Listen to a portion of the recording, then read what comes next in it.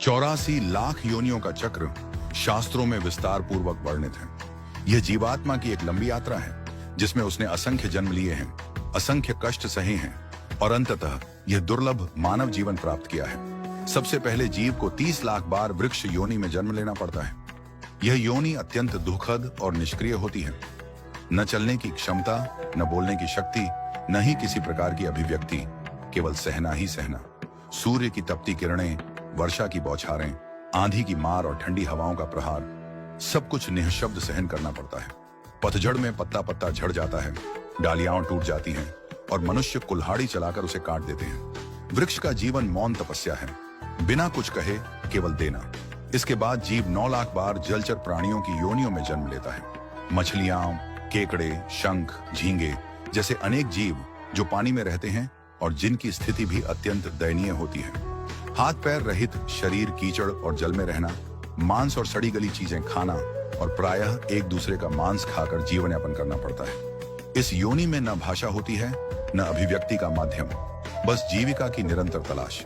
इसके पश्चात 10 लाख बार कृमिकीट योनि प्राप्त होती है, जहां जीव कीड़े मकोड़े बनकर गंदगी, नालियों, मृतदेहों और मलमूत्र में पड़े रहते हैं।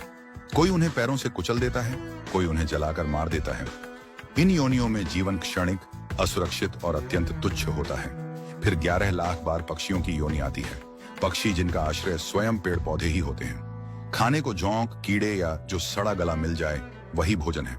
स्वयं भूखे रहकर भी अपने बच्चों को खिलाना, उनकी रक्षा करना और अंत में जब वे उड़ना सीख जाते हैं तो उन्हें पीछे छोड़कर आगे बढ़ते देखना, यह पक्षी जीवन का यथार्थ है।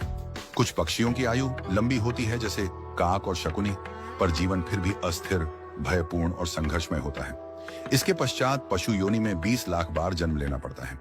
इन योनियों में अत्यंत प्रकार की हिंसा, भय और संघर्ष होता है। बड़ा जीव छोटे को खा जाता है, बलवान निर्बलों को सताता है। कोई केवल घास पर जीवन व्यतीत करता है तो कोई दूसरे प्राणियों का शिकार करता है। कुछ को हल खींचना पड़ता है, कुछ को गाड़ी, और फिर भी कोई ममता या दया का भाव नहीं। बीमार या घायल होने पर बोल भी नहीं सकते, उनके लिए मलमूत्र ही निवास बन जाता है। इन पशु योनियों में गौ योनि को विशेष और अंतिम माना गया है, क्योंकि गौ का शरीर पवित्र और पुण्यदायक होता है। तत्पश्चात 4 लाख बार मनुष्य योनि मिलती है, लेकिन यह भी क्रमशः प्राप्त होती है। सबसे पहले वनवासी, पर्वतीय या जंगली समुदायों में जन्म होता है, जैसे नागा, संथाल, कुकी आदि, जो मूल जीवन जीते हैं जहां धर्म का विशेष ज्ञान नहीं होता। फिर अदम जातियों में जन्म होता है, जो वैदिक धर्म से वंचित होते हैं, जहां मदिरा, मांस, हिंसा और अधर्म ही जीवन का अंग बन जाता है। इसके बाद शूद्र कुल, फिर वैश्य, फिर क्षत्रिय और सबसे अंत में ब्राह्मण कुल में जन्म होता है। लेकिन यह ब्राह्मण जन्म केवल एक बार मिलता है। ब्राह्मण वही है जो आत्मज्ञान से युक्त हो, जिसने ब्रह्म को जाना हो, जो जीवन को तप, संयम और सेवा में लगाता हो। यदि इस ब्राह्मण जीवन में भी जीव परमात्मा को न पहचान सका तो वह पुनः उसी 84 लाख योनियों के चक्र में भटकता रहता है। यह जीवन बार बार नहीं मिलता, यह केवल पुण्य और भगवत कृपा से ही मिलता है। भागवत के अनुसार इस संसार से पार पाने का सबसे सरल और प्रभावी मार्ग है हरि नाम स्मरण, कीर्तन, सत्संग, सेवा और भक्ति। इन उपायों से ही आत्मा शुद्ध होती है और परमात्मा के चरणों में स्थान पाती है। हे मनुष्य, ये जीवन बहुत कठिनाई से अनगिनत योनियों की पीड़ा सहने के बाद मिला है। इसे केवल भोग में मत घमाओ। यह अवसर केवल खाने, सोने, धन कमाने और दिखावे के लिए नहीं है। ये एक परीक्षा है, एक सीढ़ी है, जिससे ऊपर चढ़कर मोक्ष की ओर बढ़ना है। जो इस जीवन में ईश्वर को न पहचान सका, वह अगले जन्म में यह अवसर नहीं पाएगा।